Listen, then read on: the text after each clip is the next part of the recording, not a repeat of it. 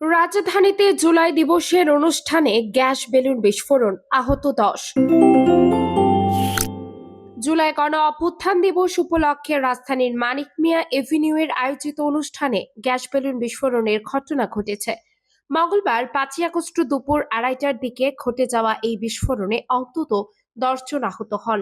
আহতদের নাম জানা গেছে: 27 বছর বয়সের মাজহারুল ইসলাম, 45 বছর বয়সের মোহাম্মদ বিল্লাহ, 20 বছর বয়সের মোহাম্মদ ফাহাদ, 38 বছর বয়সের মোহাম্মদ মনসুর ইসলাম, 32 বছর বয়সে মোহাম্মদ শরীফ, 21 বছর বয়সে মোহাম্মদ পলাশ, 23 বছর বয়সে মোহাম্মদ হাবিবুল্লাহ, 25 বছর বয়সে মোহাম্মদ ইয়াসিন, 23 বছর বয়সে মোহাম্মদ মিশু এবং 17 বছর বয়সে মোহাম্মদ মিহাদ।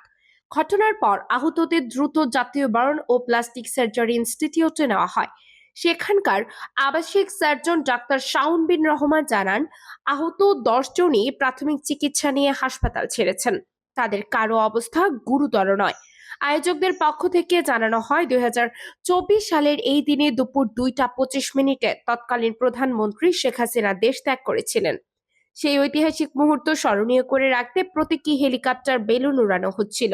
বেলুনটিও তৈরি করা হয়েছিল হেলিকপ্টারের আদলে, যা গ্যাস দিয়ে ভরাট করা হচ্ছিল উড়ানোর আগে। এ সময় হঠাৎ বিস্ফোরণ ঘটে।